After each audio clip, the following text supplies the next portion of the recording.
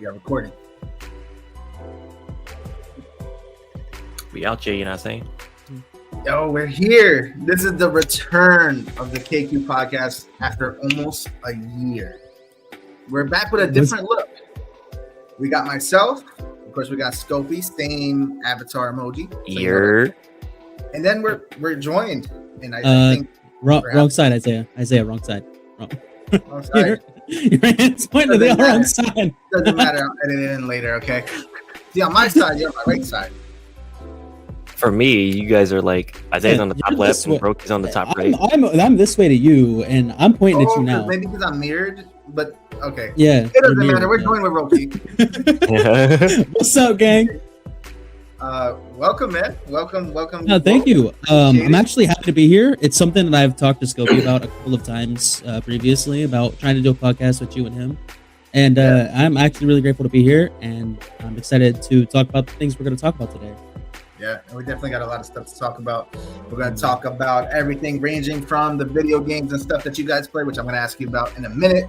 And we're going to even talk about Taylor Swift, UFC, and of course, it can't be a KQ podcast. We're not talking about wrestling. Of course, we're going to talk about that. So first things first and foremost, because you're probably asking yourself, where have we been? We haven't done a show in like over a year. It's because I've been watching these two streams. Like, you know what I'm saying? Maybe that's a little corny, right? It doesn't matter. I mean, more Scopy than me, but you know. Nah, that's not true, man. I came in on your, what was it, 24-hour goal you was going for? But that was like 6 months ago. Oh. Well, I was there, bro. The amount of time I was there has to count for like. Yeah, it does. It does. It gets you by a couple weeks, but as for the other 5 months, bro, I don't know about that. Damn. But I still love you, and I appreciate you for coming. You too, man. So, but what are you? So, okay, I'm gonna try to catch your next stream. So, what do you got coming up? What can I look forward to? Okay. So as of late, I've been focused more on doing YouTube things, such as recording and editing. But this weekend, I'm actually going to be doing 3 or 4 streams. I plan on doing a stream in the morning on Saturday and one in the evening on Saturday. When I get back from some plans I have with some people. And I'm also doing an extra long stream on Sunday. And I plan on doing a stream Friday night as well, tomorrow night. So, I mean, the games that I'm going to be playing, probably Gears, maybe some Phasmophobia will be in there. Outlast Trials, since it's spooky season still. I might hop on some Call of Duty, depending if my PC wants to handle that. But as of right now, those are the 4 titles that I've been thinking about. Nice. And of course, look, when I'm not watching your stream, Roki, I'm watching Scopy's stream, all right? And just understand. Yeah. And when I'm not watching anybody's stream, he's in the tower. Scopy, what am I looking forward to for you, man? What do you? I know there's been a lot of Spider-Man lately. Seems like you pound on the Texas Chainsaw stuff. What are you looking for with Scopy?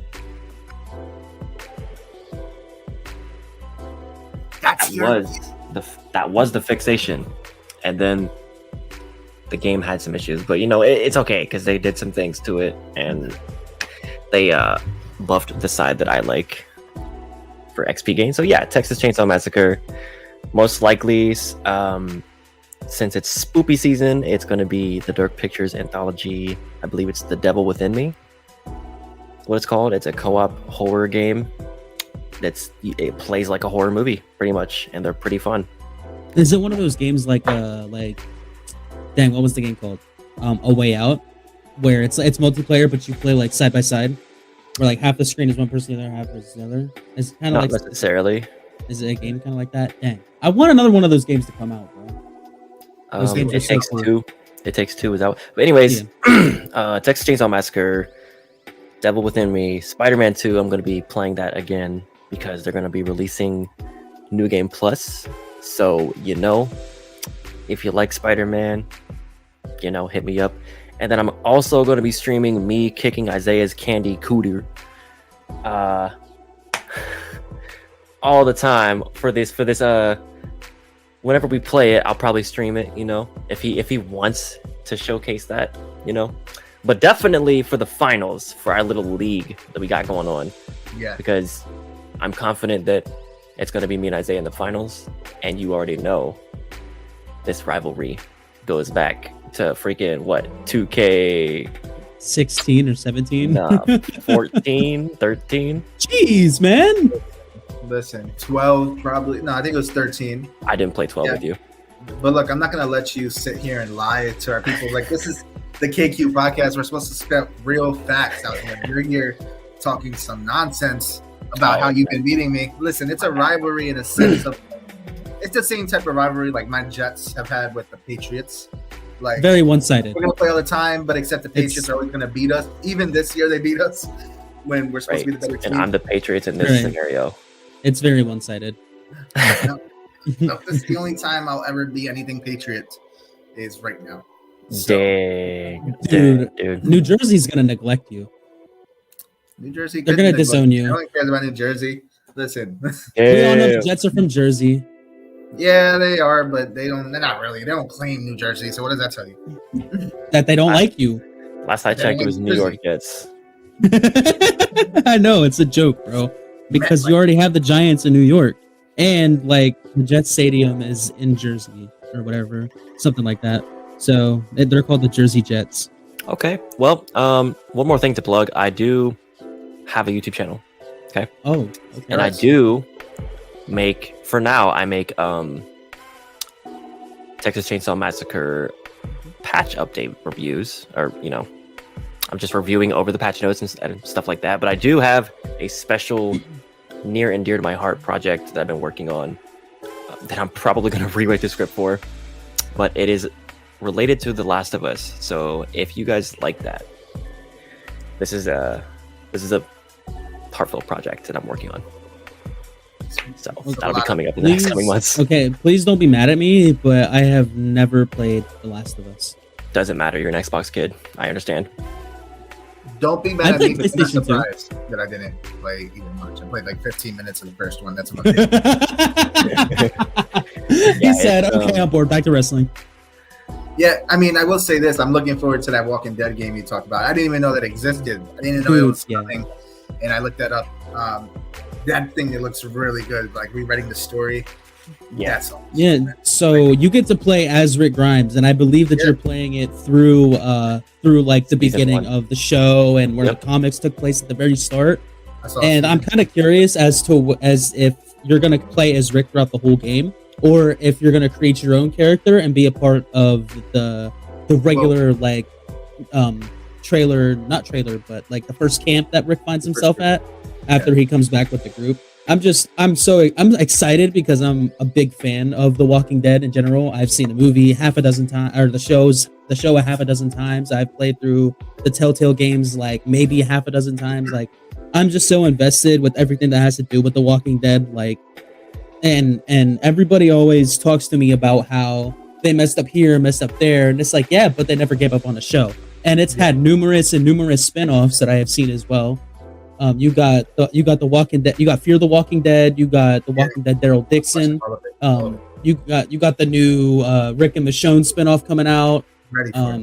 You have another Walking Dead show. I forget what it was called. Daryl Dixon. Then you have Dead City. Dead City with David and Maggie. Tales of Walking Dead. Mm-hmm. So me personally, I'm loving this, and I did see actually there was an option, at least that they showed in the trailer, where you could. Instead of Rick killing Shane in that scene, you could actually have Shane kill Rick. Yes, there. So, as Walking Dead fans, we literally always discuss these scenarios like, what would have happened if Shane was still alive? I don't think we'll get to Negan because they said seasons 1 through 4, but maybe eventually, like a future game, they would release maybe a DLC or a new game or. Hopefully it's DLCs so that it doesn't cost as much, but I think that they're gonna try to bring it back as kind of like a Telltale kind of thing, where they would sell like one season, or not one season, but a few seasons, and the next few seasons. But if it is season 1 through 4, then there's got to be a lot of hours of gameplay. You know what I mean? Oh, for sure. A lot of interesting cutscenes that you don't get to see in the show. Maybe with a lot of characters that you don't really see when they're at the farm in like season 2. Especially since that was such a budgeted season, they couldn't afford to do all the big things. Maybe some other stuff happens that doesn't happen in the comics, or doesn't happen in the show and does happen in the comics. Maybe you'll see Rick actually end up with Andrea like he does in the comics instead of Michonne, and things like that. There's so many possibilities, and from what it's looking like it's just going to be a sandbox, and one of those games that you'll play over and over because you're going to see like, this time let me see what happens if who knows what the scenario is. It's like, what if I do this? How will this affect the rest of my story and gameplay and things like that? I did see a lot of people clowning the graphics, but I believe it's in early development, so who knows? And to be honest, I'm usually a person that likes my graphics pretty well in the games I play, but this is one of those games where I'll probably let it slide. I'm like, just for the storytelling aspect of it, and we'll see how the gameplay is, but just the stories alone has me intrigued. So we'll see what happens with that. As you said something about the graphics, I'm one of those players where the graphics aren't very important to me, but it's more of the game mechanics and the animations that go into it, So with the newest game that has come to my attention, other than Spider-Man 2, has been UFC 5. The graphics in the game are phenomenal. The gameplay is very similar to UFC 4, but in a sense of they have brought back ragdolling and they made the punches feel more powerful in the sense as like if you hit something, you just don't know the damage outcome like you would in 4, but it actually causes a good momentum changer in UFC 5 with how the punches feel real, kind of like how Fight Night Champion would. When you would hit someone with a hook and an uppercut, you would see the damage visibly, like on their face and with their body movement, things like that. And the improvement in the groundwork in that game is actually very well improved than it was in 4, since they implemented a new system with the submission, the ground and pound, and things like that. They also implemented Legacy into that as well. So now you can use all 4 of your bumpers and triggers, or R1 and R2 and L1 and L2s. I just think the game as a whole is looking at a very bright future since UFC 4 died very fast. I think UFC 5 is going to step it back up, and there's still more patches to come out, more updates to come out, more fighters on the way, better mechanics, a lot of reworks. All right. That game is very good too. All right. So I know Scopey plays a little bit of UFC, right? Not anymore, but I did. But you still need to catch the smoke on that one too, Isaiah. Bro, you probably give me the smoke, but I'm more intrigued if you play it regularly. We need to see a Roki versus Scopey stream, On UFC, bro, I would whoop Scopey. I would whoop Scopey's ass. Probably. I make him wish he never installed the game. Probably, especially if you're good at takedowns and groundwork, because I hate that. I'm very good at it. But real quick, like I haven't really followed UFC too much. Like it's so long. Like my era when it comes to UFC was the Frank Mears. Of course, when Lesnar was there, like those fights like were fun to watch. 09, 2010, 11. The heavyweights. When the heavyweight division was running everything. To be honest, even as a person who is half Irish, the person that kind of took me away from UFC was Conor McGregor. I understand he's captivating and his attitude is cool and everything, but it just became so centered around him. And then, of course, Ronda Rousey, like on the other side of it. So it's like, just when it became so one-dimensional instead of having like all of these different key pieces, I kind of fell apart for me. And I think boxing suffered from the same thing. That's another discussion for another day when it comes to like Mayweather. Like it was so centered around him now that people are like, wait, does boxing still exist? And in some places it's not. Showtime is like taking it off the network and stuff. But real quick, the thing with that, and I did watch a fight that you told me to watch. Yeah. And I already forget their names, but it's one of the most ridiculous things that I've seen. And I'm like, oh, that's why I don't watch UFC no more. Okay. So hold on. Let me see if I can find the fight for myself really quick.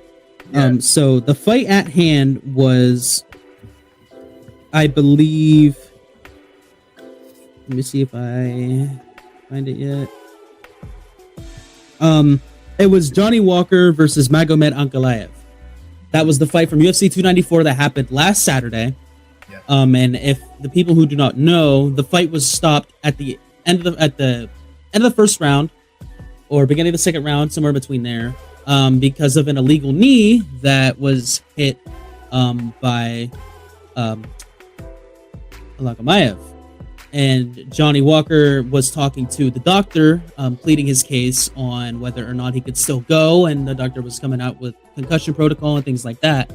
And what the announcers had said after the fight was called off, and declared a no contest was the doctor had asked Johnny Walker what country he was in, and Johnny Walker could not answer. But Johnny Walker looked completely fine, had no like messed up movements. He was walking perfectly, and then he was upset afterwards. Dana White had to come in and separate the both of them up. They still wanted to go, and that is where we are coming to this thing where are the referees of the UFC turning out like the referees in the NFL and the NBA and things like that? I don't believe that the UFC is rigging fights, but I do believe that the doctors and the cutmen and things like that, they're taking it way too over the top and way too seriously, because at the end of the day, it is a combat sport. You are going to get hurt. Okay? I get it. Things happen. It was an illegal knee. The doctor was being extra cautious because we have seen very deadly things happen to people who get hit with illegal knees, especially over in G-Force and Bellator and things like that. So I totally get where the doctor was coming from, but stopping the fight, I think stopping the fight was not. I didn't think it needed to be stopped. See, I agree with the general statement. Well, no, I disagree with your general statement as far as like they take the shots to the head a little bit too seriously. I get that it's UFC, but they're really trying to save their own ass, because you see everything that's happening with the NFL, the CTE stuff. WWE has had a lot of controversy around it, and we're always trying to solve what can we do. And the last thing UFC wants is 50 years from now, these guys coming out potentially suing like they did with WWE. A couple of stars did. It sucks, but like you said, it is the UFC, and there's no way to really stop it completely. But absolutely no excuse. Basically, a language barrier is what I've gathered as far as that was the reasoning to stop it. I think UFC could have done a lot better with being prepared for something like this, especially if you know, like you had to know there would be that possibility that there would be a language issue there. That's number one. And I do think UFC, from what I've watched, at least with like the high profile fights and even boxing nowadays, they've taken pages out of WWE's book in a way for the buildups to the fights, maybe not the actual fight itself, but you literally had what's his name, Daniel Cormier cutting promos. Yeah. So, what did you think, Scopey? I know like sports in general, it's not really your thing, but what did you think of that fight? Well, from what I saw in the fight, I mean, it looked like they were good, but I couldn't really tell because the video I watched was like a fan recording it, so I didn't get what you guys got, like the walking around and being frustrated and stuff like that. But that sounds like some BS, man. I mean, I can understand and respect. What? Do you know what his record was going into that fight? Johnny Walker was on a like 5 or 6 fight win streak, all coming by way of knockout, I believe. And Ankalaev was on a win streak as well, and Ankalaev had a 100% finish rate in fights, so he has won all of his fights by knockout, and Johnny Walker has won all of his 83% of his fights by knockout as well. So it was a very hyped up fight, especially for it being on the main card. A couple of fights before the main event, it was a very big fight for both of these people. They were fighting for a number one contender spot at the interim heavyweight championship of the world, or not heavyweight. Was it heavyweight? I think it was heavyweight. It might have been. I don't think it was, but it might have been. Oh no! That's a different one. They were fighting for a shot at the middleweight title or welterweight title. I thought I saw something like lightweight, middleweight. Yes. It was somewhere around there between lightweight and welterweight. So yeah, it was a very hyped up fight. The UFC had been promoting it all night, and then that happens, gets ruled a no contest. People are rightly upset, but I do appreciate and respect the doctor for doing his job and getting in there and making sure that the fighter was okay, and he didn't see something he didn't like, so he called the fight off. I still think no excuse, right? Like no excuse for, okay, we need to investigate this further. I'm leaning towards cutting the fight, but let's do something else here instead of just. I mean, if he right, like he could have whipped out the flashlight and put it in the dude's eyes, or told him to follow his finger. Like he could have done everything else instead of just saying, "What country are you in?" What? Oh no, nope. That's it. It's over. Yeah. No contest. We're good.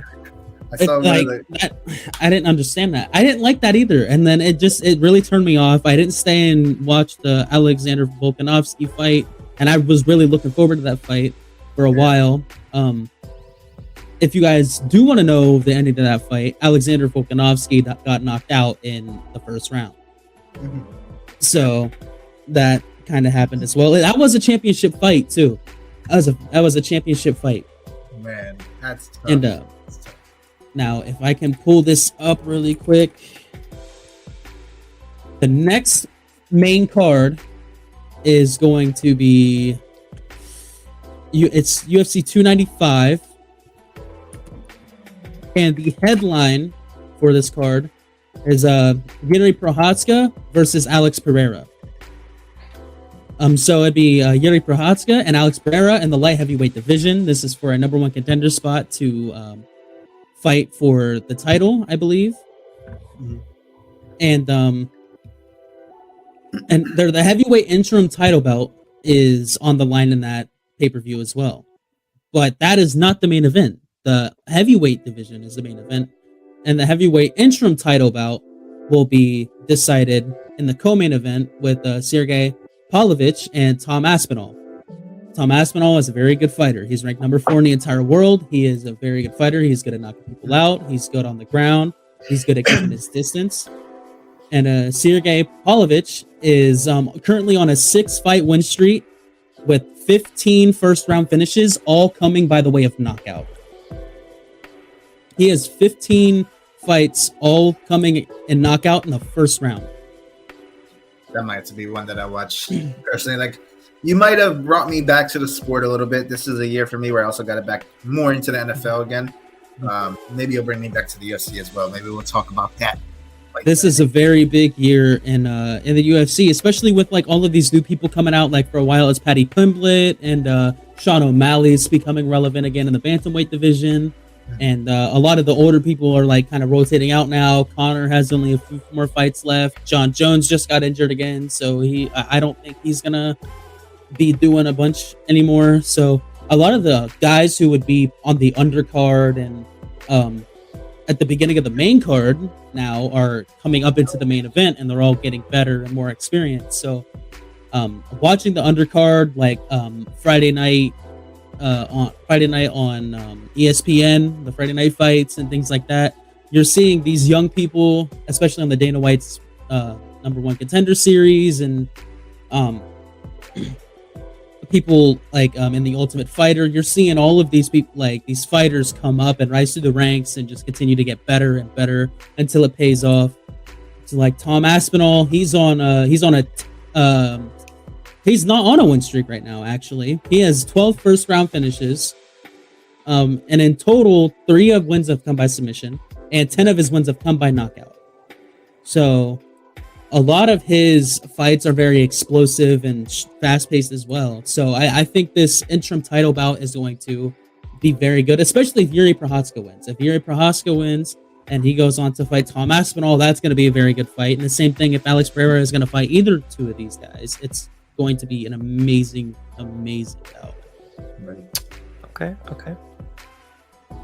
So that is UFC talk on the channel. that I didn't think was gonna happen, but I'm gonna go ahead and I'm gonna check out that fight.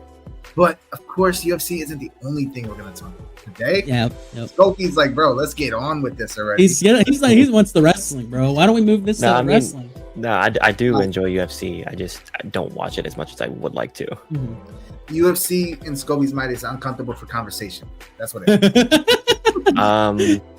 He'd rather watch the women's division anyway. It's okay. I don't know how to respond to that, and I do know how to respond to that. I don't care which division it is, bro. I just need to watch it more. I actually want to go to one of the fights, kind of, sort of, but who knows? You could spend $200 on tickets, and the fight would end in 10 minutes.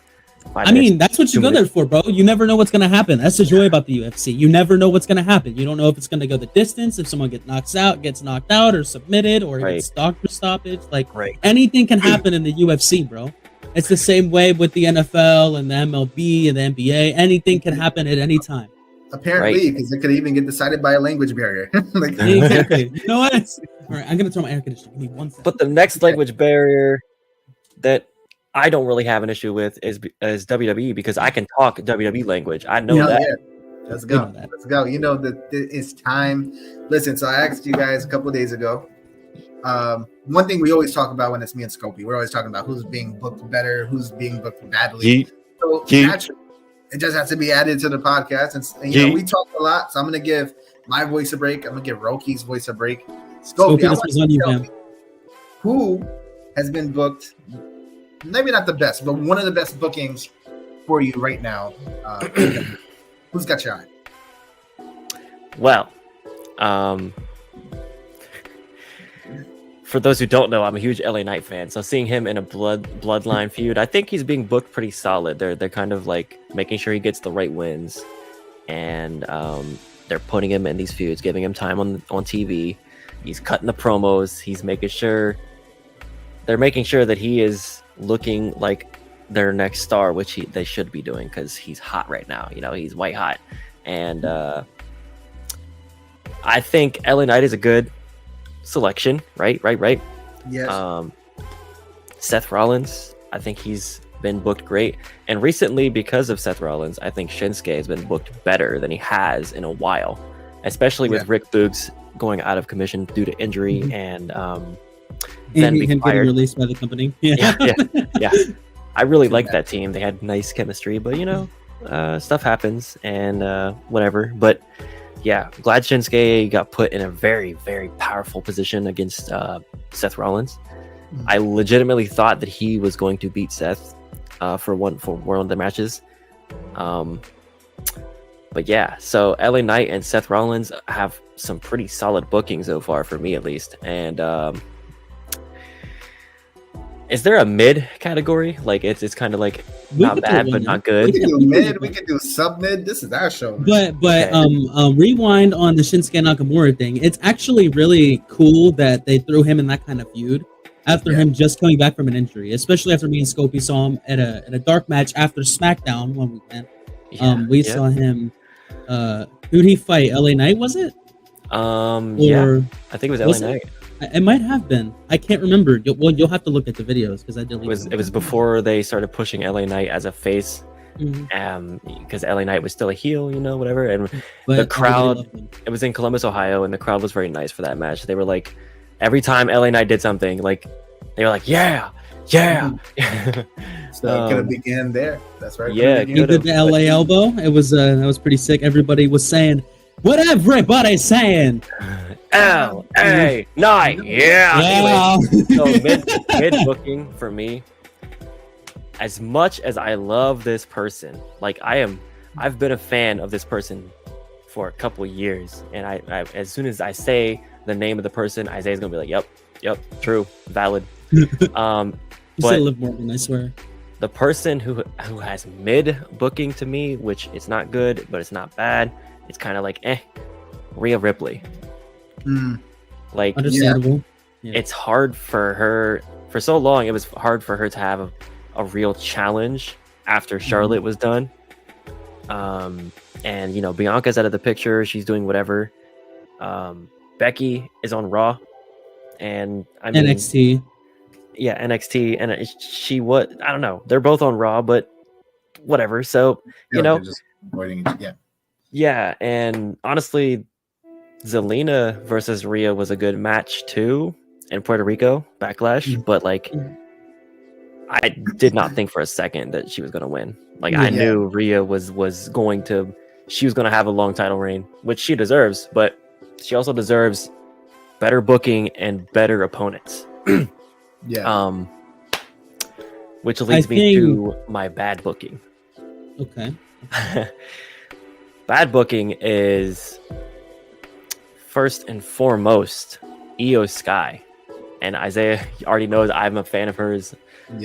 For probably a year, maybe. But like, man, they're not really doing her justice. It sounds like what they did with CM Punk with his title reign. She is a very good professional wrestler. She is, and they need, like, they're pushing Charlotte and Asuka, and yes, they're very talented. They're like one of the best wrestlers in the world. but they need to put over the new stars. And Io is, I think she's still like, I think she might be in her mid-30s. Like she's not too much older than. So she's not too much older than Bailey. And explain to the people how Io Sky became the women's champion.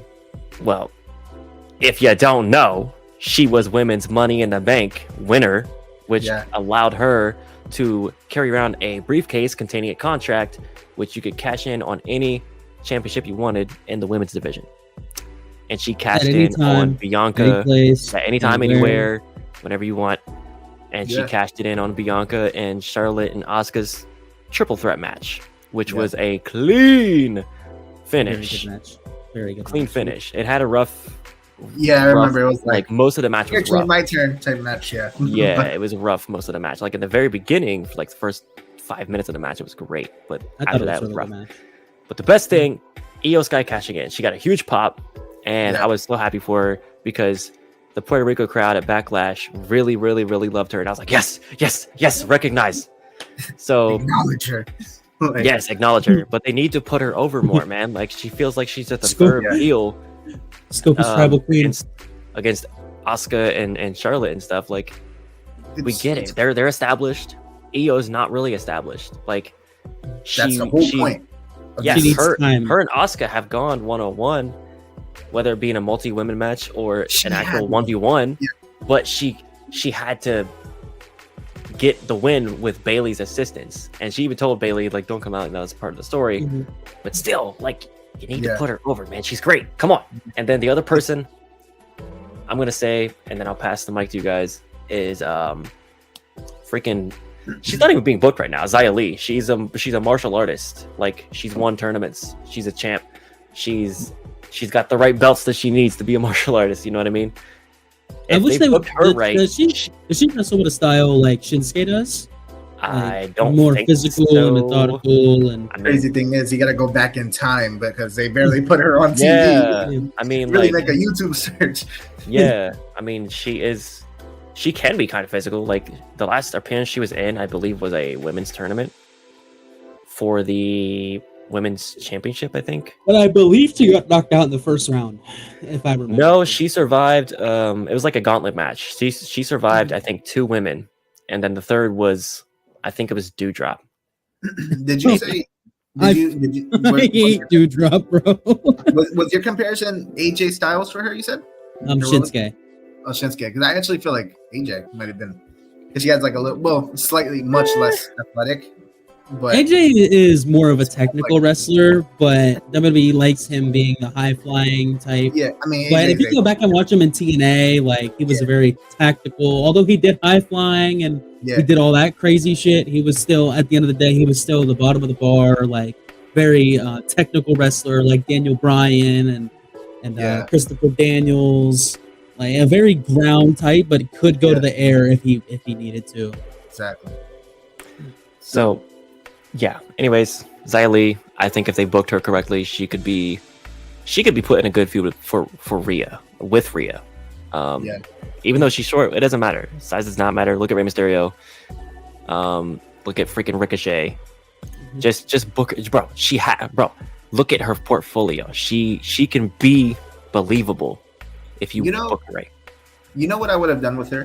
What I would have done differently with and it sucks because like now looking back, I wouldn't have done this at the time, but if I knew this is where we were headed with Io Sky, what I would have done with her, I would have instead had Bailey win that Money in the Bank, Bailey win the title, Bailey, because by the way, that's another person that's been booked pretty badly. Have her have the title, and unfortunately, I know it's a stereotypical storyline, but Bailey's the champion, bossing around Io Sky all this time.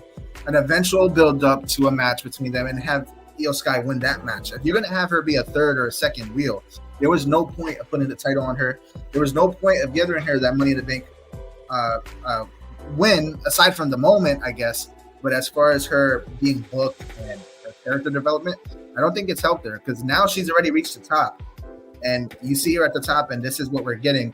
It should have been, we reached the top, and now it's Io's era type stuff for the women's division, and we just haven't gotten that. And she has the talent. Yeah. So it's a shame. And it's a shame that two of the three people that came to mind for Scopy was the two women's championships, right? The two women's champions. I mean, at least Rhea Ripley's had a place on TV, but her championship run has been pretty subpar when there's no reason, because everything she does has been above, like top notch. Like forget like the women's division, she's been one of the top people to watch on TV in general. Yes. So, you know, but we'll see what happens. I mean, you got this 5-way match. Personally, I would have probably broken it up a little bit. I wouldn't have given us all 5 right now. Like, this would have been a perfect build up to like Survivor Series, and maybe we'll still get that. But either way, at least finally she's doing something with the title, you know.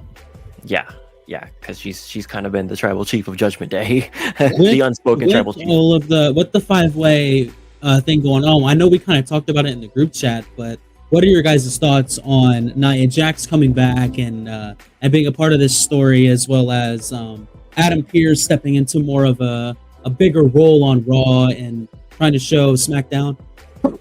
Excuse me, trying to show the SmackDown general manager Magnus, who used to be a star in WWE as well as TNA and a bunch of other those things, going by his real name. Yes, he was a very good professional wrestler in his own right, but with the brands kind of actually being split now and the rivalries kind of going on, since Adam Pearce isn't being the manager of both shows, how do you think that Raw is going to be able to compete with SmackDown with all of its notoriety and popularity, as well as Nia Jax coming back and being a part of Raw instead of helping out the women's division of SmackDown? I think it's good, because the thing with Raw being a 3-hour show, which has gotten better over the past couple of weeks, not this past Raw included, because this past Raw is kind of bad in my opinion, but prior to that, we were on a stretch of like, no longer was the 3-hour show feeling like such a drag. Like, there's the beginning, couple matches in between, but most of all, it felt like filler for the most part. We haven't really gotten that much, and I think that's because they've kind of extended the women's division a little bit.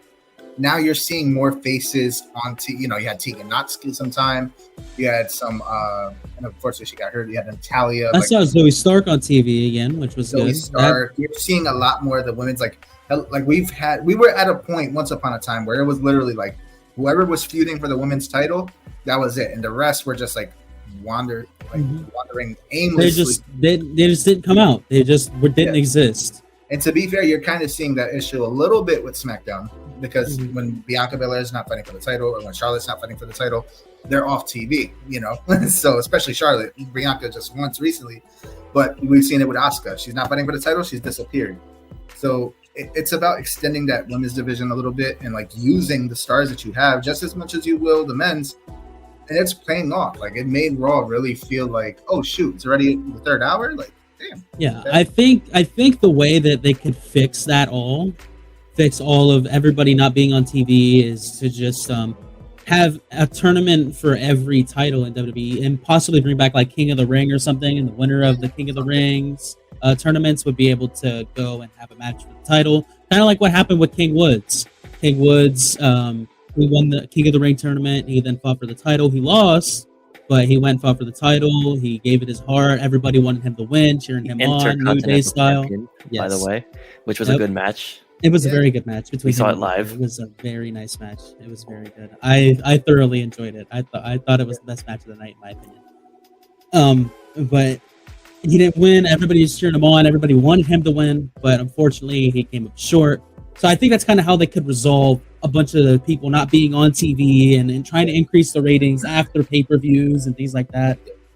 Like, maybe have a tournament go on every a couple of weeks in a row on the show, you know, and things like that. Like, there's a lot of different ways they'd be able to book a bunch of superstars on one show. Yeah, and they also have this one thing that they haven't that's been terrible within the women's division since its inception, except for a few moments, that women's tag team like we haven't gotten a real women's tag division. Like, it's just been like, oh, you two pair up for this. Yeah, you two can pair up and take on these two women because you both hate them and they both hate you. So, you know, just go do your thing. Like, let's get some real women's like tag teams like that stick together and aren't just with it for like this feud, you know? Yeah, like Damage Control. Damage Control has been around for a little bit, for a while, and maybe a couple of other teams here and there, like legit teams. back 'cause, when like, the women's revolution happened. You had like 5 or 6 like 3 women teams. That would have been a great chance to bring in women's tag titles as well as maybe trios titles that WWE's been talking about for a couple of months now. And don't be scared to put people like Bianca or Charlotte, like when they're not fighting for the women's title, put them in a tag. Like, why not put them in a tag team? Look, I mean, it's just Cody and Jay. Cody and Jay, like that was fun. Like they didn't hold the titles for too long, but they won. They felt right. They had that funny ass press conference afterwards. That press conference was incredible, bro. I loved that press conference so much. Yeah. All right. So before we get too far away, before we get too far from the segment, I got to ask you, Roki. Okay, so those are the people that came to mind with scoping. It sparked a whole conversation. Yeah. Who else, in your opinion, especially if you could pick like one, and then if you want to throw in the mid guy, like mid looking there as well. Okay. I don't remember who I said in the group chat, but personally, one of my favorite bookings right now has been Alpha Academy with Otis and Chad Gable and Maxine Dupree and now Akira Tozawa. Solid. I think they're making an uprising in WWE. They're creating a lot of entertainment for people, and they're starting to recognize that. And the Shoosh, when they were heels, as we came into like the Kurt Angle "you suck" thing as a babyface. Yeah. It's kind of flipped ever since Otis and Tucker broke up. Machinery and Otis was kind of just like floating around the mid card for a while, although he was in some title match for the Elimination Chamber and things like that. He was kind of just floating around with Mandy Rose and doing his own thing. Yeah. And now they paired him with Chad Gable, who has a lot of experience and is an actual like legitimate wrestler. Yeah, have this wrestling persona, and he is. Yep. And adding Maxine Dupree in this as another like not really love interest, but like some sort of interest with Otis, as well as bringing in Akira Tozawa to get some more versatility and more comedy, because at the end of the day, they have made Akira Tozawa a very comedic character. Yeah, and it's a very nice thing to have, especially when you're on TV every week. Funny Wrestling for Life, shout out to Simon Miller. Yes. But I think that they have been incredibly booked. Chad Gable is on his way to maybe an Intercontinental Championship reign or being included into a very, very sophisticated rivalry with Imperium, especially since he has 2 of his own friends now with Tozawa and Otis.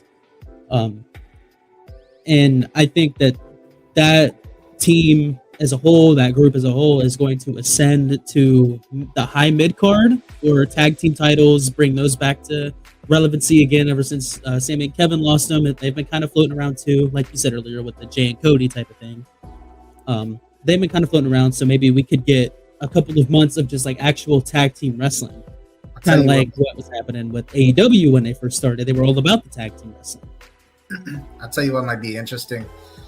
When the time comes, because I'm hoping when, I just don't know when, but for Damian Priest, whenever he does get his hands on that title, if the Judgment Day is still a thing, even given like his first feud, like for example, once he's finally done with Cody and Jay and whoever, hey, why not the Alpha Academy? The Alpha Academy and Chad Gable, give him that push there. It could be fun. Of course, I wouldn't expect Gable to win that match, but just putting him in that situation. And I think, no, but I mean, I totally understand that, because with both of their styles combined, it'd be a very good match with Damian Priest, like not really high flying, but he's a strong style wrestler. Chad Gable's a wrestler, like. Especially with his crazy suplex. Like, did you see him suplex Omos, bro? Like, did you see him suplex freaking what is his face? Bronson Reed. Yeah, Bronson Reed. Oh my gosh, bro. The dude's insane. And you know what? You gotta give him his flowers, because when he first came up, like on SmackDown, when they renamed him Shorty G, that whole thing. Oh, man. He was always had the talent in the ring, but he was such a bland, like, you could tell, like, he really didn't have no charisma whatsoever. He did this thing, he came to the ring. I remember he's like, he did like a little, like, the generic Superstar 1 motion that they have. You walk out, you just look over to the left, and you're like, oh my God, this is crazy. I'm a wrestler, dude. This is nuts. His mic work, although it was limited, it just wasn't it. Compared to where he's at now, like a full 360, like, he can cut a promo, and he's already had the in-ring skill, and he's found like his like niche, like he has charisma now, and it's crazy. So like this push that you're seeing with him, I think it's just a reflection on how far he's come. as a Yes. wrestler, and not everybody can. So Yes. Isaiah, me and you have always said that he's like this generation's Kurt Angle for we've been saying that for 2 years, bro. And we're really seeing it right now. Ever since I saw Chad Gable as Shorty G, I'm like, things aren't looking good now, brother. But keep your head up. Eventually, you're gonna get to the spot where they're gonna let you do what you want, and that's exactly what they're doing with him and Otis. They're just letting them go out there, be themselves, hang out, stick to their roots with the whole shoosh and the worm, Otis's worm. And the worm, yeah. Thank you. He found his niche, man. So that's a good, shout out, Chad Gary. So, Rokes, mention in your opinion, who is the worst booked, or who has bad booking right now? If you want to do a mid, you can, but if you want to go straight. So I'll go to the mid first. First. A mid team that has been booked for me at the moment is actually somebody who I mentioned before in the Judgment Day, Dominic Mysterio. He has held the North American Championship. He lost it and then got it back, but I don't think that they're giving him enough time in the ring to actually develop as a legitimate contender for a bigger title. So they're throwing him in these mid-card matches on NXT to help build his character up and up and up as a heel, but they're not giving him enough time in the ring. Kind of like the same thing that Rhea's been doing. He hasn't had a real rivalry or contender since his father, Rey Mysterio, at WrestleMania this past year. So I think that they could do better with him, whether it's just putting him in regular matches on Raw or NXT, just as long as he's doing something every week and getting in the ring and helping develop his character and getting better in the ring, because he's already gotten so much better wrestling 2 or 3 times every 6 months. So I think on TV or whatever. But if you go back and watch their match between Rey and Dom at WrestleMania, and then go back to his most recent match for the North American title, you're going to see a huge difference in his talent and how much he's grown. Especially behind the scenes, he feels a lot better on the mic, doing promos. It doesn't feel so scripted when it's coming out of his mouth anymore, because that's something that was going on. Felt Whenever he can talk, at least. Yes. Doesn't get booed out of the freaking arena. Yeah, that's an amazing thing, though. I love Dom. And it's the best thing about it. I love Dominic Mysterio to death. I remember watching that custody for him between Rey and Eddie back in the day, and you grew up with him, bro. Yeah, we literally did. That's why I think he carries a special place. Even if he sucks, I'm okay, I'm not gonna bash him. When he first came up, he on the mic, I'm but he's young. Right. It's listen, he's still young. He's never done this before. The only time he did this, he was not even a teenager. He wasn't even 10 years old. And to be honest, he's really found his character. But I think what you're going for, and I believe this is what you're going for, and I would agree. It's what's the ceiling, And I always ask it anytime Scopey and I have a conversation about any character, Karrion Kross, for example. I'm okay, with this gimmick though, what's your ceiling? What's the most you're gonna do with this character, and then what's the after? So I really hope that right now Dom isn't at the ceiling with this character. I really hope that this isn't it for him, because it is such a good character to have since he hit Edge of the Nuts and then clotheslined his father. I mean, he's been on a tear, bro, and everybody hates him because of it. And the ability to have a father and a son have that dynamic of a duo, to where you backstab him 2 years up to this point and people are still bitching about it, that's how you know that you have developed your character well. So I hope that the ceiling goes from here to here with Dominic Mysterio. At some point, we just got to be able to take him more seriously, like you said, in the ring. Where he's at right now with the Judgment Day, I think it's fine. But the reason where I would say, I would agree with you with it being mid, is because eventually the Judgment Day is not going to be here. There's going to come a time, sorry to say, I know it's sad for some people. There's already talks about Damian Priest leaving the Judgment Day, and there's going to be a time, and then they have Rhea flirting with other people on Raw, bro. What is that? Hey. It's tactics. Shut your mouth. So then what happens to Dominic after the Judgment Day?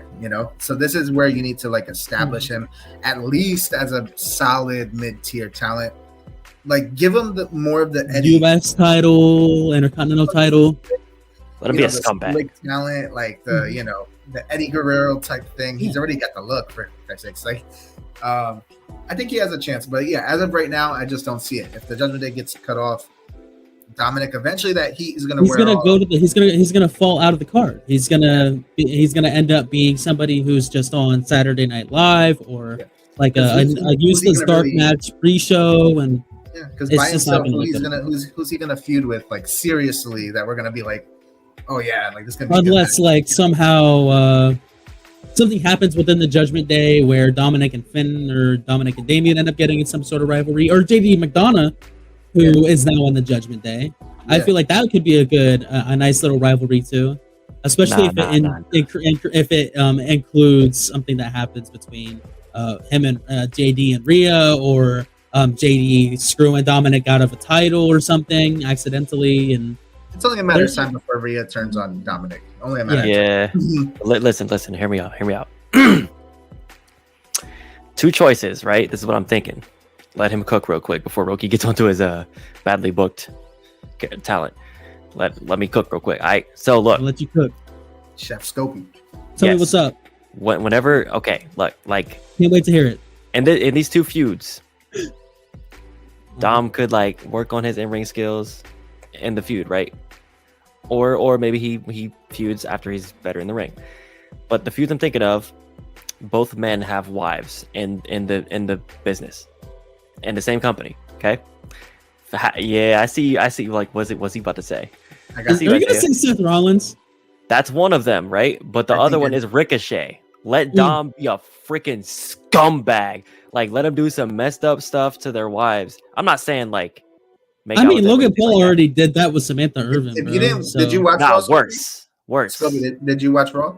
No, but I know. I see that he's paired up with somebody. Dom is paired up with. No, because if you saw that whole feud, like that whole segment, you might be onto something. I feel like that might be what they're gonna do. Oh, okay. Well, but anyways, yeah. Because let him Rhea be a and scumbag. Seth had a talk backstage. Is that what you're referring to, Isaiah? Yeah, a little bit, but I think also because Ricochet came out in that segment, and Dominic was there, so naturally now they're linked. Yeah. Eventually, and then of course. I believe Rhea was checking on Dom because Ricochet punched him in the jaw type shit. So, it's funny. There you go, man. The feud's right there, bro. Also, since I brought up Logan Paul, hold on. Since I brought up Logan Paul, how do we feel about the Rey Mysterio Logan Paul at Crown Jewel? Oh, get him out of here. Okay. How I feel about it is one thing, but what do I think is going to happen is another. Give me both perspectives. Logan Paul defeating Rey Mysterio is not what I want to happen. Never in a million dreams. Like Rey Mysterio, top 5 of my favorite wrestlers of all time, a legend in the business, should not be disrespected like that. Hold on. Could you imagine going back to 2016 when Rey Mysterio's in Lucha Underground and Jake and Logan Paul showing dead people on YouTube? Could you imagine walking up to somebody as they're watching that video and be like, "That guy's gonna be Rey Mysterio for United States Championship in about 6 years"? There's no way. But I think it's gonna happen. You think Logan's gonna beat Rey? For sure. Like I'm 95% sure. Oh, don't tell me that, Logan's Isaiah. No, he's gonna take it on his podcast. That's gonna be extra promotion for the company. Best for business. They're not really doing much with the title anyway. Yeah. Why not just throw it on him and Logan Paul gets have him drop the title at TLC or something, or in a few months. Maybe even WrestleMania. To be honest, Logan Paul. Loses LA Knight, perhaps. I mean, yeah. It depends on what they do with LA Knight up to that point. Because right now he's still in a feud with Roman Reigns and stuff. And I guarantee you, with how the Bloodline stories have went after this match, that's not going to be end for the Bloodline in LA Knight. It's going to continue to go and go. I could see it to go into like maybe January. Maybe even a Rumble February. Or. It ends like in December, and then LA Knight declares for the Royal Rumble, and he wins the Rumble, and then fights Roman at Mania. That's a possibility as well. I feel like to get out of that, because they know if LA Knight is in the Rumble and he doesn't win, it's going to be like 2014 all over again. Yeah, they're going to be out of pay. So I think instead they might go ahead and put Roman Reigns in a match with LA Knight for the title to avoid him being in the Rumble. I don't know though. We'll see. We still got a long way to go. We're not that long, but we got some time. Dude, I was gonna say that's only 2 months away, bro. Yeah, so that might be the way the cop. I don't think they want LA Knight because if what are you gonna do with him now? He's feuding with Roman Reigns, so if he wins the Rumble, I guess he'll feud with Damian Priest. I'm here for it, and hey, he might win that match. But I don't know with the Drew stuff. I mean, it's a little cloudy. Maybe they have LA Knight beat Roman, and Damian comes out and cashes in, and that'll force that into a weird spot. Maybe Jay and Cody come down while Solo Sikoa and Jimmy come out to harass LA Knight. And a bunch of chaos happens, and LA Knight gets maybe a lucky greatest move in all of sports entertainment, the surprise roll up, and gets the 2-3 against Roman Reigns. And out comes Damian Priest in the Judgment Day, who lays waste to everybody outside. Damian cashes in, wins the title, and that'll take us to Monday night. Where Bryan type thing. Mm-hmm. I can see it, but then where I would say, like, if Roman loses the title, not at WrestleMania, one, I would probably lose my shit. But two, if he doesn't lose it at WrestleMania, he's gonna be like in the mix for the title again. So now that if he loses at WrestleMania, he may very well just disappear for a couple months. But if it's like at a Royal Rumble, he's gonna be around. I don't think he's gonna feud with anybody else than someone who has the title if he doesn't have it himself.